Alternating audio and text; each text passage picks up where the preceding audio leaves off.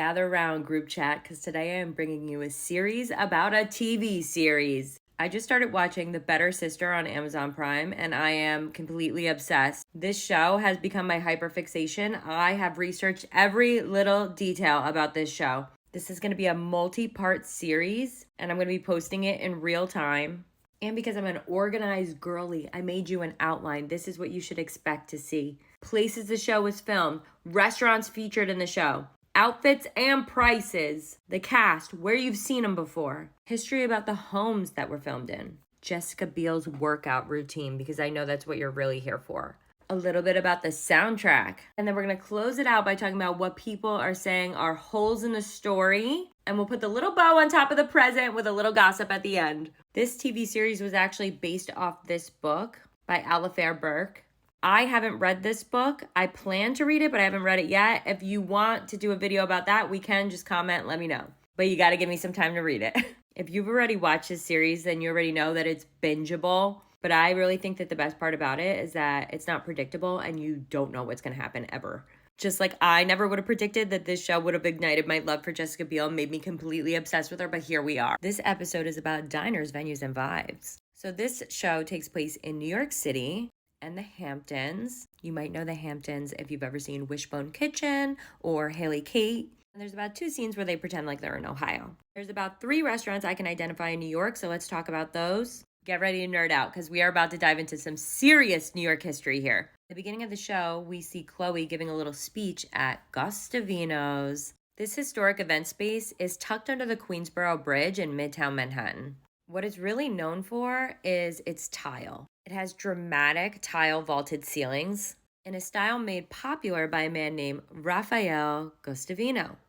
Rafael was an architect from Barcelona who moved to New York and built a lot of things with his son that you might have seen or might have heard of, you just didn't know he built. Their specialty was this fireproofing tile that was interlocking. This event space actually started in 1909. It started as something called Bridge Market. This is kind of like a before photo of Bridge Market. It's kind of like a farmer's market people would set up out here. And this is kind of what it looks like now, more of like a supermarket kind of vibe. You can see the tile right here. Bridge Market actually closed during the Great Depression. After like 20 people tried to fix it up during the 90s, they brought it back. So this portion of it actually started as a restaurant in 2005. It was kind of an add-on to Bridge Market, but now it's strictly for events. We could probably do a whole video on Rafael, but I just want to show you a few things that him and his son did. This is City Hall Station. It goes viral like every year. I've seen people say that they think it's AI. It's not AI. It's closed down station. At some point they did like a restoration and I think they said something like only 12 tiles had to be replaced in all of that time. This is the Grand Central Oyster Bar and Restaurant. This is the best photo of their tile work that I could find. And the last one is the Ellis Island Registry Room. Super pretty. Have you been to any of these? Further into the show, you're going to see Chloe/Jessica Biel. She goes into a diner to meet an FBI agent. I believe this diner is Sunset Diner in Greenpoint. This place is actually open 24 hours. So if you're dying for like a 3 a.m. coffee, I think Sunset Diner in Greenpoint, Brooklyn might be the place. The things I'm hearing about it online are that they have incredibly large portions of food. They've been serving Greenpoint for over 20 years. This restaurant that the detective's family owned is called Sazam Kosher Banquet. Peep the matching windows in the photos. This place is located on Queens Boulevard. It's been open since 2018, but they recently changed their name. The owner's name is Isaac, and he's serving recipes from his grandma. So if you go there, say hi to Isaac. So comment and let me know, have you ever been to any of these places? If so, hit us with a review.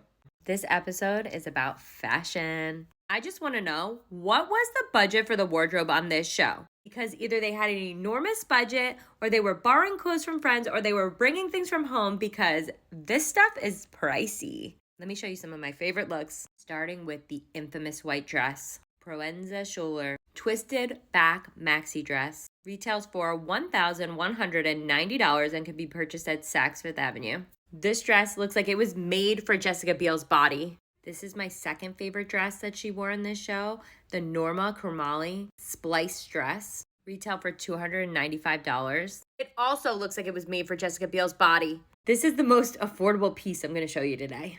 Next up, we have this Zimmerman blue stripe short sleeve knit midi dress, also sold out. and also looked wildly different on camera compared to how they're showing it on their website, but it was originally $850. We can't leave out Elizabeth Banks. The dress that Nikki wore to drop off the gazpacho at the party is a Doan dress. It's the saffron ruffled floral print silk Georgette maxi dress. Also sold out.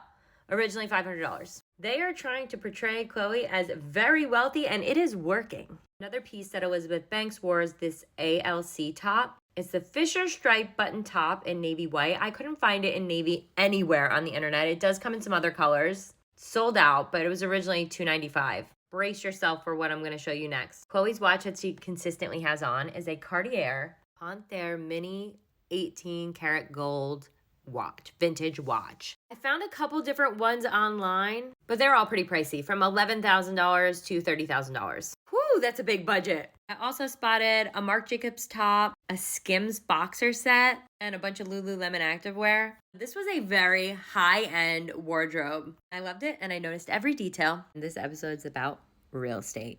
The homes in this show are absolutely gorgeous, and that is why I spent over 4 hours trying to find out where Khloe's beach house was. I was unsuccessful. However, I did find Jake's house, and I also found the New York City penthouse. So we're about to get another little bit of New York history. Let's go. We actually see Jake's home quite a bit in this show. This house is actually a beach rental. It's a recently renovated 2,000 square foot home. It's in Oyster Bay, New York, and it's on the water.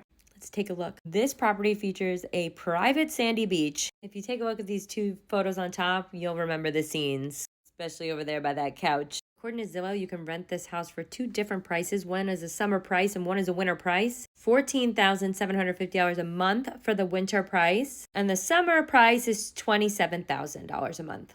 This house is absolutely gorgeous. But now let us dive into New York City history. Meet 65 Central Park West. This luxury duplex is either on the 16th or the 17th floor of this pre-war building on Manhattan's Upper West Side. It overlooks Central Park. It was built by famous architect Emery Roth. This is 65 Central Park West, and the two buildings below are just two other buildings in New York that he did. He had a vibe, he stuck with it. 65 Central Park West was completed in 1929. This building is a full-service co-op offering a 24-hour doorman and concierge services. I couldn't find too much information about this particular penthouse, but the one on the other side of the building had a 78-foot terrace, and the price tag for it was $14 million. Just to put it in perspective for you.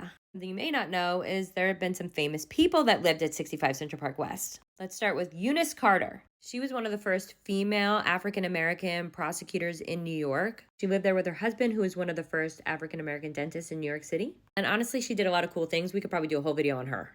This is Ruth Orkin. She was a famous photographer. She graduated from the School of Visual Arts in New York City. She took pictures of a lot of celebrities and is known for some of the photographs she took in her apartment on the 15th floor. This is Polly Adler. She's an author and also a famous American madam. She wrote a book called A House Is Not a Home. There's not just history in these walls. There's also celebrity history because allegedly Madonna also lived there at some point. Does 65 Central Park West need its own video? I don't know. There's a lot of information here. This episode is about meeting the cast.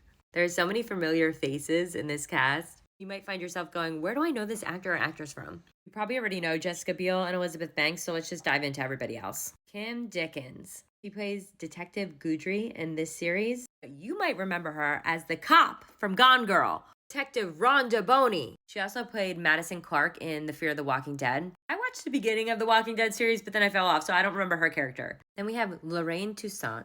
You might know her as Queen V from Orange is the New Black. In this series, she plays Catherine, rich and powerful. But I remember her from Any Day Now. I used to watch that on Lifetime when I was homesick from school. Next up, we have Gloria Rubin. In this series, she plays a lawyer, Michelle Sanders. But I think what she's most famously known for is her role in ER. She played a doctor that was having an affair, and then her husband came in, and he had HIV, and then they find out she did, and then she didn't tell anyone. You remember her? Jeannie Bollet, I think was her name when she was a physician's assistant on ER. When you're a character who has an affair, you will stick in my mind. That role got her 2 Emmy nominations and a Golden Globe nomination. She was also on the show Blue Bloods and many more. Next up is Matthew Modine. He plays Bill Braddock. If you've already watched the show, he's shady, right? You might know him as Dr. Brenner from Stranger Things. Or in the 80s from a movie like Full Metal Jacket. Meet Corey Stoll. Or Adam McIntosh if you're watching The Better Sister. Or Congressman Russo if you're watching House of Cards. Or maybe you've just seen him on Law & Order. He's kind of a staple over there. Ethan McIntosh is played by Maxwell Donovan, and he's a Disney Channel kid. He was on a show called Gabby Duran and the Unsittables. He was also Nate from that 90s show. So Max knows what it's like to be a main character. Gabriel Sloyer. Poor Gabriel on the beach. He played Jake. Remember earlier in the series when we creeped on his house? He was also Diaz in Griselda, and he played Gabriel in Inventing Anna. Bobby Nadiri. Detective Matt Bowen in the series The Better Sister has played a detective before, so you might have seen him. He played Agent Matt Wiley in the show The Beekeeper. Paul Sparks has a small role as Ken, Nikki's new flame, but you might have seen him play Thomas Yates on House of Cards or Mikey Doyle on Boardwalk Empire. And lastly, we have Janelle Maloney. She played Nikki and Chloe's mom in the flashbacks. Her name was Sheila, but you might remember her as Donna Moss in West Wing. Or Mary Jameson from The Leftovers. I love The Leftovers. That is what I know her from. Who's your favorite character? And from what show? Location, location, location! This episode is about filming locations. After a lot of snooping around, I have come to the conclusion that The Better Sister was mostly filmed in New York. Specifically, New York City and Long Island. I'm talking Manhattan. I'm talking Queens. I'm talking the Hamptons. I'm talking Oyster Bay. I'm talking Port Jefferson. I'm talking East Hampton. I'm talking Sag Harbor. I'm talking Montauk. All of it. Let's go look at a few things that I could identify. The Staple Street Sky Bridge in Tribeca, New York. This is a small enclosed bridge that was built in 1907 that was built to bridge together two portions of a hospital. Very aesthetic. Then there's this painted wall at the Bayville Meat Center in Bayville, New York. Bayville is a small coastal town on Long Island's North Shore.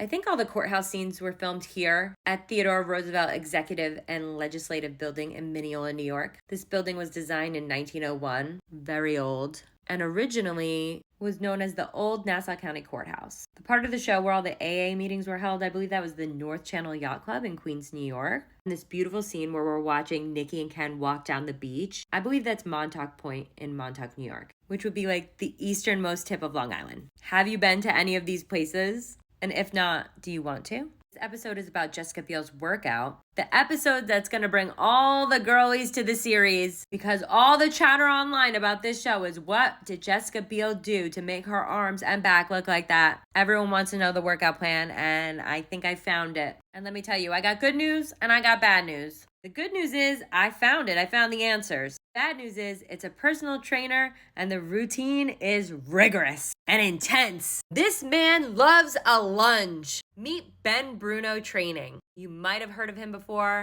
He's pretty well known, and I'm telling you, the man loves a lunge. She does things in this workout plan that are so intense that I just know right off the bat I can't do and I'm not built for. There's so much weight. There's so much lunging. He also trained Chelsea Handler, which makes sense because Chelsea Handler is pretty ripped up too. Some of this, you need some pretty serious equipment. Some of it you could probably do at home. If you really wanted to achieve this look, you could go on his socials, watch some of his videos. Jessica was actually interviewed and they asked her about her workout. She basically said that she puts herself on a strict diet. She doesn't look like this all the time. It's an ebb and a flow. It just happened to be like a good week. Obviously, she's working out a lot. I also saw her using a manual treadmill. And while she was doing that, she was wearing weights. So she's doing intense cardio and then being personal trained by Ben Bruno. Now you know. Are you guys going to start the workout? One of the best parts of watching new TV shows and new movies is the soundtrack.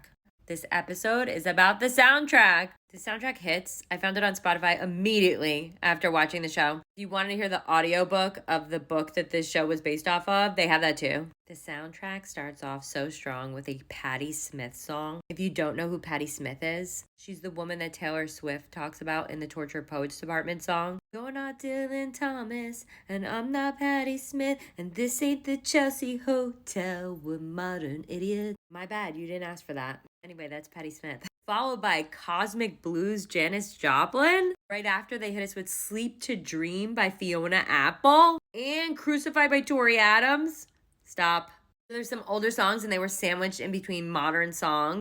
Like Hit 'em Up Style, Blue Cantrell. I was going on a shopping spree. I love that song. I think that's why I'm really into this soundtrack, actually, because it's like all the most random songs. It's like if I burned a CD myself, like an early 2000s burn mix CD, because then it jumps from the music I just told you about straight to Mozart number 12, like a true mixtape would. Don't like any of those artists? They got Radiohead. They got Rolling Stones.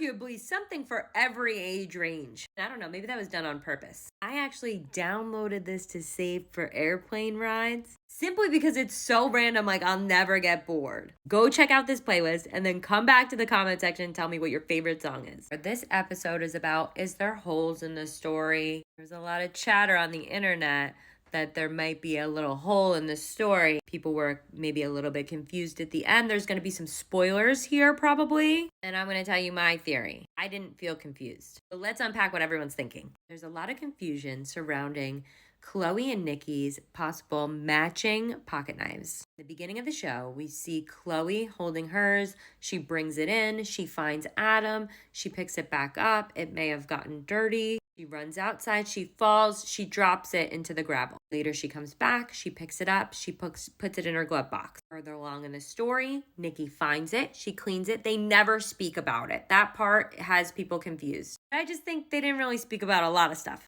In this scenario, this could have linked Chloe to a crime that she didn't commit. But then further along, we see that Nikki was actually the one that hurt Adam, and she had the exact same knife. Everyone's biggest complaint was, did they have matching pocket knives? Was it the same one? Some people accused them of like messing the story up. There was a strong theme around their dad. He was like teaching them how to hunt and fish in flashbacks. I assumed he had given them each their own matching one. One other thing that had people confused was there was mention that Adam's wounds, most of them were like one size, but one was just a little bit bigger than the rest, making people assume there were two and not one. I honestly think if there's a season 2, they could explain a lot of that. My theory is he gave them each matching ones. We're watching them use them in the same scenario, kind of, if that makes sense. So if you watched, tell me what your theory is. Does my theory make sense? Welcome to the final episode of my series on the TV show The Better Sister on Amazon TV. This episode is the episode about drama. And honestly, it was hard to find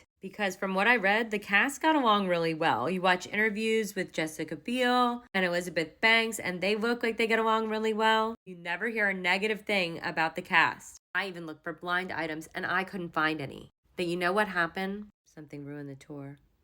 The world tour. Because something that might have added a little bit of stress to filming was when Jessica Biel's husband got picked up for driving under the influence. Now, this took place in Sag Harbor on June 18th in 2024. Filming in that area began the first week of June. So this ideally could have been like one of her first weeks of working out there. She's getting this call in the middle of the night. No, I'd be so mad. I'd be so mad at him. I did want to note, though, that he did go and have a little press conference and he apologized for his actions. Also want to add in that it went viral at the time. He said to the officer, "This is going to ruin the tour," which the officer replied, "What tour?" To which he then said, "The world tour," maybe possibly in an attempt to get out of it. But we don't know that that actually happened. Because that very well could have been just something someone said online and then it was so funny that someone just like ran with it. Because I still say it. It's still that funny. I drop something on the floor. I still say, that's going to ruin the world tour. So I am glad for them that that is the only tiny little piece of drama that surrounded their filming. That really didn't have that much to do with them. It was just kind of like somebody's husband got in trouble. I just know Jessica had to be stressed. If that was me, I would have been stressed. You can't tell, but she's looking good. So that's it for my series. Let me know if you enjoyed it. Maybe we should do it again sometime. Tell me what you loved and tell me what you hated, but don't tell me that much about what you hated. Actually, please don't be mean to me. Thank you for your question. Hopefully we're talking about the same brown suit, and I'm going to tell you why I didn't include it in the first video. This is a bonus episode. I think you're talking about this Saint Laurent blazer that you can purchase at Saks Fifth Avenue. It's wool, and it's $3,800. It's interesting to me that this is a wool jacket because I believe they were filming in the summer. Maybe it ran into the fall. I don't know. Or they were really hot. Now, the reason I didn't include this in the first video is because I couldn't really tell what the pants were. If you look at the picture in the far left, you could barely see the pants. They have a front pleat. My sleuthing has led me to believe that they are these Saint Laurent front pleated pants in a light wool, which could be purchased at Saks Fifth Avenue for $18.50. I know the color looks a little different here, but it looks a little different in every lighting. These are the pants that I originally thought they were. I thought they just got repurposed, but I don't think so because of that one little button on top and there's no belt loops, and in the other photos she's wearing a belt. So I think this is just another fabulous wide leg. The Paloma pleated white leg. You could buy it at Neiman Marcus for $620. Yeah, I think this is a full Saint Laurent suit. I'm telling you, the wardrobe was pricey.